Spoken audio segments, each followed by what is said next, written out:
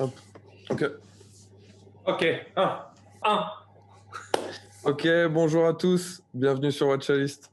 Aujourd'hui, on va faire la meilleure montre bleue, la meilleure montre manuelle bleue. C'est parti.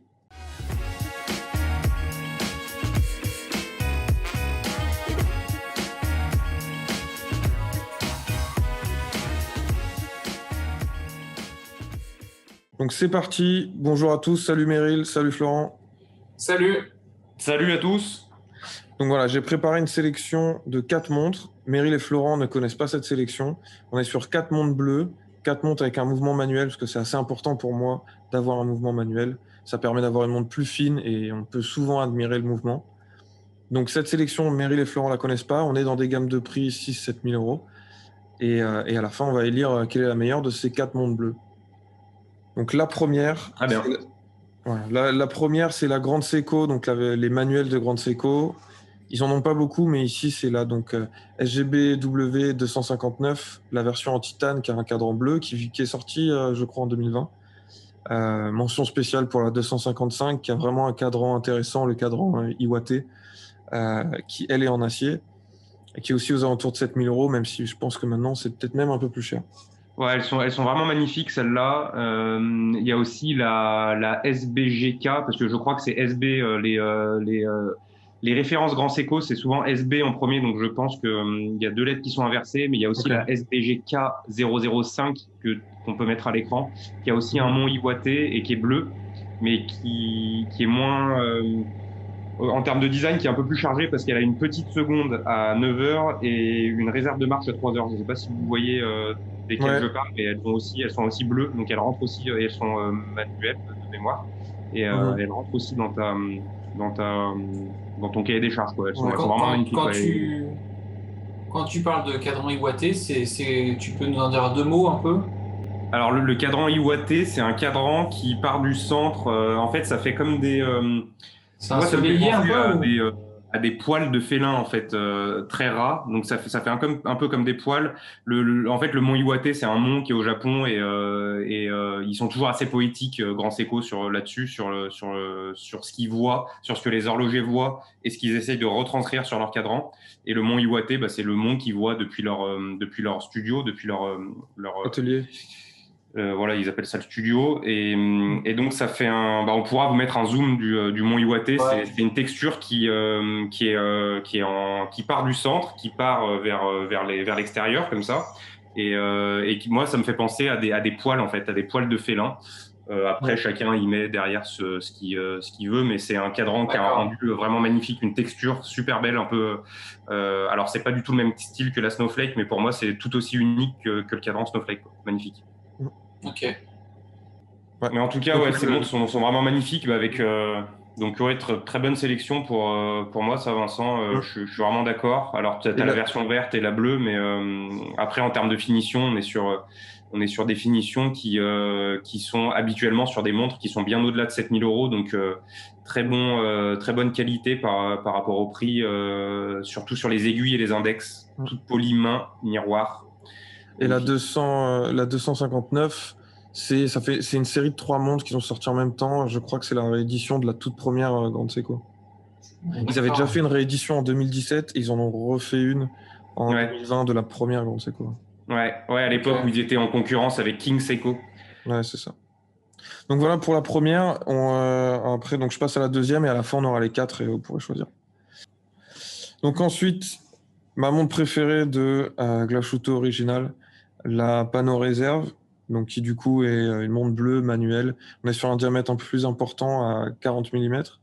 On est en dessous de 12 mm d'épaisseur. Pour moi, cette montre, c'est l'horlogerie moderne, l'horlogerie allemande. Elle a ce que l'horlogerie allemande propose d'unique et de différent de l'horlogerie suisse.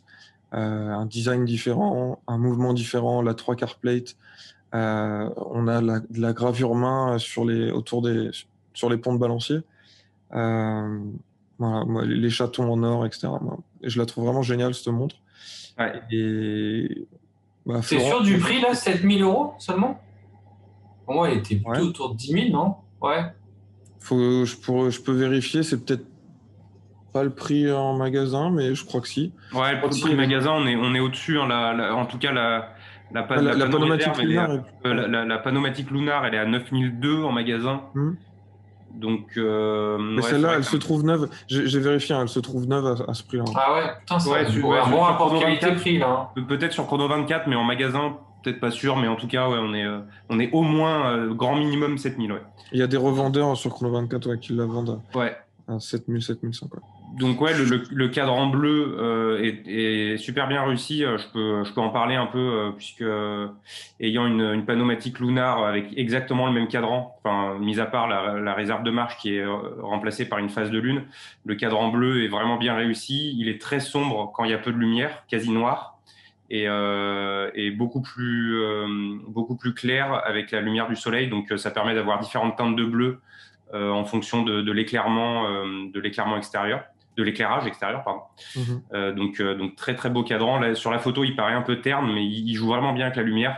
Et puis aussi le mouvement magnifique et les finitions magnifiques qu'on connaît de Glashütte. On le voit bien, on le voit très bien là sur la photo. Ouais. Ce que je trouve vachement beau sur cette montre, c'est qu'elle est quand même sur un design qui peut paraître un peu old school. T'as quand même en fait le fait que les index ils aient pas mis des chiffres romains ou même des chiffres, en fait le cadran il est hyper lisible et ça lui donne beaucoup de peps. Enfin tu vois, il y a pas en fait quand elle aurait pu être souvent, enfin moi je la compare, alors peut-être pas tout à fait juste de suite, aux Lange 1 qui ont un peu aussi cet esprit cadran décentré et qui sont quand même qui font beaucoup plus un peu. Oui, c'est des designs qui sont plus à l'ancienne avec les chiffres arabes, enfin les chiffres romains, pardon. Ouais. Et là, le cadran, il est hyper lisible en fait, et c'est une montre vachement moderne. Ouais, c'est contemporain, c'est vrai. Et là, on le voit peut-être pas sur la photo, mais les index sont des appliqués. C'est des index appliqués. Il y a pas que des index peints. Donc c'est vraiment top. Et ouais, le design est bien contemporain. Ouais. Même le choix des aiguilles. Non, j'aime bien moi cette forme d'aiguille qui rappelle, enfin qui participe aussi à la modernité globale de la montre. Ouais. Il y a de la luminescence sur les aiguilles Hermine. Ça peut être un reproche à lui faire, c'est que du coup la luminescence c'est un peu rien à faire là entre guillemets sur une montre habillée. Ouais, mais elle est assez bien intégrée, tu vois, quand ça se voit pas. Moi, ça me va. Enfin, c'est pas un moins pour moi. Moi, le seul petit moins que je lui trouve, c'est l'épaisseur. Ouais, mais là, c'est la version manuelle, donc elle est un peu moins épaisse, 1 mm de moins que la micro-rotor lunar. Donc non, elle commence à être pas mal au niveau de l'épaisseur. 11, un peu moins de 12, 11,7. Ouais. Ça reste pas mal, mais c'est bon. On passe à la suite? On passe à la suite. Vas-y. La Reverso Tribute, donc de Jaeger-LeCoultre. Mais pour moi, cette montre, elle est magnifique. Je l'ai essayé plein de fois. Je l'ai essayé au Dubai Mall, dans le vlog du Dubai Mall encore. À chaque fois que je vais chez Jaeger-LeCoultre, je l'essaye quasiment. Et qu'est-ce qui fait que tu passes pas le pas alors sur ce modèle? Parce qu'il y a les autres à côté. Parce que tu y reviens à chaque fois, mais donc c'est bien qu'il y a quelque chose, soit il y a quelque chose qui manque dans cette montre ou pas pour toi. Le point faible pour moi, c'est qu'on voit pas le mouvement. Ouais. Comparé aux autres. Tu retournes, t'as rien. Après, tu peux le faire graver, etc.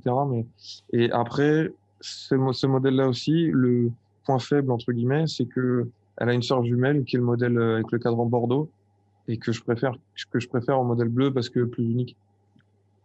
Ouais. Le modèle bordeaux, il faut oser quand même. Hein. Elle est clivante, moi je trouve. Hein. Ça va. Ah, tu peux pas la mettre. Tu peux pas la mettre avec tout. Enfin. Je me balade tous les jours avec un bracelet orange quasiment, donc ça va. On n'a pas dit que tu avais bon goût, Vincent. Moi, ça me va en tout cas. Non, mais c'est moins vu, mais en tout cas, elle est bien en bleu. Il rend quoi le cadran à la lumière? Il joue bien avec la lumière. Ouais. C'est un modèle que je connais pas trop, celui-là. Ouais, non, le soleillé est vachement bien fait. Ouais. Non, c'est vraiment de bonne qualité. Alors que j'avais un peu de mal avec le bleu d'autres Jaeger-LeCoultre, celle de la collection Master.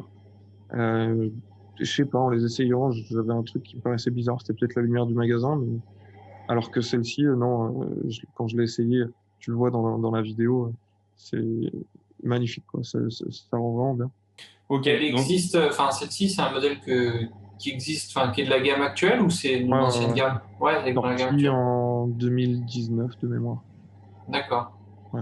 Et alors chez Reverso, grande question, tu préfères lesquelles? Parce que tu as les petites et les grandes en général. Tribute, il n'y a Bon, qu'une seule taille, c'est que celle-là. d'accord. Après, Ok. t'as les tributes Duoface qui ont peut-être une autre taille. Ouais. Mais Et dans les Duoface, tu as les grandes et petites. là, ouais, là, à 7 000 €, c'est pas la Duoface, c'est juste la montre et derrière un fond de pointe. Ce que je trouve sympa moi avec les Reverso, c'est que c'est des montres que tu peux échanger, que tu peux prêter à ta compagne, parce que c'est des montres qui sont aussi un peu féminines. Et ça, c'est sympa d'avoir des montres Ouais, vraiment unisexes, quoi. ça peut être un achat à deux, ouais, tout à fait. Tout à fait. ok, donc ça fait partie de ta sélection de montres bleues manuelles. Ouais. Très bien. Et on peut passer à la dernière, du coup. Alors là, c'est un indépendant, je suis pas sûr que vous le connaissiez, Ouais. qui s'appelle Je ne Lane. connais pas, non. Voilà, qui s'appelle Lane. C'est en gros, c'est plus ou moins c'est pas des montres sur demande, mais il y a quand même un degré de personnalisation assez élevé. Donc là, on est sur le modèle Gellius 2, donc qui est dans un boîtier acier de 40,5 mm. Le mouvement sera toujours le même. C'est un mouvement ETA Unitas qui a été tout refini. Donc avec le pont de Finition, c'est balancier folle, qui a là. été affiné, les finitions de le pont Colimaçonnage. central, la plaque centrale qui a été finie. C'est un peu un fond frosted, un peu. Ouais, grainé. Ouais, c'est ça. Le soleillage des roues, enfin le colimaçonnage. Donc voilà, on a toutes ces nouvelles finitions sur leur mouvement ETA très connu, mais des finitions très haut de gamme. Et sur le cadran, on peut personnaliser quel type de chiffre on veut. Est-ce qu'on veut tous les chiffres? Est-ce qu'on veut juste 12, 3, 9? Est-ce qu'on veut des chiffres romains, des chiffres arabes? Il y a même Ouais. des chiffres Eastern arabiques, des chiffres arabiques, quoi. Donc il y a vraiment différentes customisations, même les bleus, c'est pas tous les mêmes. Donc, je trouve que c'est une bonne option. Pour 6 000 €, on a un degré de personnalisation qui est quand même assez pas mal. Il y a peut-être même plusieurs mouvements, couleurs de mouvements possibles. Donc, voilà. Ouais. C'est vrai que le mouvement est quand même très sympa. On a vraiment l'impression d'un mouvement qui est du niveau des micro-marques et des horlogers indépendants. Ouais. Donc ça, c'est Bah, très c'est un sympa. horloger indépendant, hein. C'est Ouais, juste qu'ils font pas ouais, mais leur sur la mouvement, base, quoi. c'est pas un horloger indépendant type, je sais pas, Pédufour ou autre, quoi. Enfin, on n'est pas Ouais, sur mais du c'est un horloger haut indépendant de gamme, quoi. ouais, c'est un horloger indépendant qui fait qui ne fait pas ses mouvements, mais qui les refinit, quoi. Comme Ouais, voilà. Holcim Rich, comme Sarpaneva, c'est pareil. Voilà, et ça, c'est un bon entre-deux si on est intéressé par l'horlogerie indépendante, mais qu'on n'a pas des dizaines de milliers d'euros. C'est un bon chemin à suivre. Il y a la petite plaque typique des horlogers indépendants. Donc ouais, c'est vraiment sympa. Ah, c'est sympa. Puis le fait que, ouais, on le voit sur les photos, là, tu peux même changer les aiguilles, enfin, tu choisis vraiment ce que tu Ouais, veux, là. ouais, les aiguilles aussi. Ouais. Et Ouais, tu vois, le cadran en haut à gauche, il est fumé aussi. Enfin, il y a vraiment pas mal de bonnes Ah, il y a options. ouais. pas mal de choses, ouais. Ils ont des aiguilles sympas. J'aime bien les aiguilles de celles en haut à gauche, là. Par contre, le bracelet bleu, ça fait peut-être un peu too much par rapport au cadran bleu. Là, c'est vraiment full Ils doivent bleu. sûrement pouvoir avoir une option Ouais. d'avoir un autre bracelet. C'est pas le plus simple à changer. C'est pas le plus compliqué à changer. La forme du boîtier aussi est sympa avec les cornes qui se prolongent comme ça, où t'as pas les. Enfin, tu vois, moi j'aime bien ces formes de. La corne, on a l'impression elle est pas accrochée au bracelet, mais pardon, au boîtier, mais elle suit le mouvement Ouais, du boîtier. Il est assez sympa le boîtier. ouais. Bon, après, est-ce que ça vaut 6 000 €? Tu vois, c'est ça qui est dur, moi je trouve. Pour 6 Moi, 000 €, t'as pas vraiment de nom. Enfin, c'est compliqué. moi, je trouve que ça les vaut. Mais Ouais. je trouve que, par contre, j'aurais tellement préféré qu'elles soient en dessous de 40 mm. Mais le truc, c'est que ouais, Ouais. donc voilà. Après, si on revient le slide d'après, Florent, t'as le résumé des quatre. On est plus ou moins dans les mêmes gaps de prix sur les quatre. Alors, j'ai fait des petits montages pour changer la couleur parce que moi, quelle que soit la montre, je la porterai sur un bracelet marron, je pense. Ouais, bah voilà. Bah, là, typiquement, la laine, tu vois, je la trouve beaucoup mieux sur un bracelet marron. Ouais. Donc, voilà. Là maintenant, c'est vrai que 6 000 €, c'est la moins chère de toute la laine. Mm. Est-ce qu'il vaut pas mieux rajouter 1000 et attendre les 7 000 € pour une des autres? Dites-moi ce que Ben, moi, entre la laine et la pneumatique, tu vois, enfin, j'ai entre le les même quatre. budget. Entre les Ouais, quatre. déjà, tiens, il y a un truc dont on n'a pas parlé, je pense qui est intéressant aussi, enfin, presque en intro de tout ça, c'est que les montres bleues, enfin, cadran bleu et boîte acier, c'est vraiment aussi. Alors, est-ce que c'est un effet de mode ou pas pour vous? Parce qu'on tu vois, on le voit sur beaucoup de sorties. Bon, le Ouais, bleu, c'est un peu intemporel aussi, mais en ce moment, il y a quand même énormément de montres qui sortent c'est cadran bleu, ouais. boîte acier, quoi. Pour moi, c'est comme une chemise bleue. C'est devenu aussi classique qu'une chemise blanche, quoi. Tu vois, pour moi, c'est devenu. Maintenant, on a la technique pour faire des beaux cadrans bleus. Dans les années, avant les années 80, je pense qu'il n'y avait pas beaucoup de cadrans bleus, plus par problème technique qu'autre chose. Et voilà, maintenant, je pense que c'est devenu le classique, quoi. Je pense que n'importe quelle collection a besoin d'une montre avec un cadran bleu. Ouais, une Ouais. montre avec un cadran bleu ou plusieurs, ou tu vois, c'est un peu ça, Oui, c'est de oui, se oui, dire, bien sûr. Bien sûr. c'est un intemporel pour toi. Ouais. Ok. Ouais, c'est pas, je pense pas que ça soit vraiment un effet de mode temporaire qui dure quelques années. C'est vrai qu'il y a beaucoup de modèles bleus qui sortent. C'est vrai il y a vraiment par rapport à il y a 10 ans, il y en a beaucoup plus, c'est vrai. Mais je pense pas que ça soit juste un effet de mode et que dans 10 ans, une montre bleue, ça sera ridicule, quoi. Ça sera tout aussi sympa et joli et dans l'air du temps, je pense. Après, on peut jamais Mhm. savoir les effets de mode, mais ouais, je pense que ça restera intemporel. Ouais. Mm, mm. Verdict, messieurs, parmi les quatre. Verdict moi je partirais sur Grand Seiko parce que mon Iwate, le cadran Mont Iwate est magnifique et les finitions sont. Alors les finitions du cadran sont au-delà Alors, des autres. si j'enlève la grande Seiko turquoise parce que elle est difficile à trouver. Elle doit se trouver pour 7 000 €, mais il faut un peu chercher, je pense. Ouais, Donc, je garde plutôt l'autre grande Seiko qui n'a pas ouais. le Mont Iwate. D'accord. Ouais, donc l'autre qui est derrière, là, sans le Mont Iwate. Bon, Ouais. donc je dirais donc Grand Seiko parce que finitions qui sont habituellement réservées à des montres qui sont bien au-delà en termes de prix. Donc en facial, Grand Seiko. En mouvement, je pense que c'est la Glashütte qui est la mieux. Après, je dis aussi Grand Seiko parce que la Glashütte, je l'ai déjà en panomatique lunar. Mais la Glashütte, en termes rapport qualité-prix, c'est vraiment top, hein. Les finitions, c'est assez impressionnant par rapport au prix qu'ils proposent. Donc, étant donné que j'aime pas trop cette indication de réserve de marche sur la Glashütte, je choisis Grand Seiko. Et puis de toute façon, je choisis toujours Grand Seiko, donc on va pas changer. Meryl? Moi, je pense qu'en rapport qualité-prix, la Glashütte, elle se met au-dessus. Tu as la grande date aussi, on n'en a pas parlé, qui est hyper sympa. Euh, les finitions du mouvement, enfin, bon, après, la Gégère, tu vois pas le mouvement, mais je trouve que c'est un peu normal, puisque à la base, c'est quand même historique où tu la retournes pour la protéger. Donc, tu aurais une glace à Ouais, l'arrière, ce serait complètement idiot. Enfin, tu vois, ça aurait pas de sens. ouais, c'est vrai. Euh, et la lane qui s'en sort plutôt bien aussi, parce que tu as aussi ce côté où tu peux tout personnaliser qui est sympa. Ouais. Et ouais, non, la Glashütte, franchement, c'est assez rigoureux, c'est carré. Moi, j'aime beaucoup. Ouais. Donc, c'est à moi. Moi, si je dis j'ai genre le coude, comme ça, personne n'a gagné. Ouais, c'est ça. Non, en vrai, Mettez-nous en commentaire ce que vous en pensez. ouais, carrément, parce que moi, c'était un vrai dilemme. Alors maintenant, je suis moins sur les montres bleues, mais il y a un moment où j'étais pas loin de passer le pas sur une de ces quatre. Je me suis un peu calmé, je suis plus sur d'autres trucs en ce moment, mais on verra.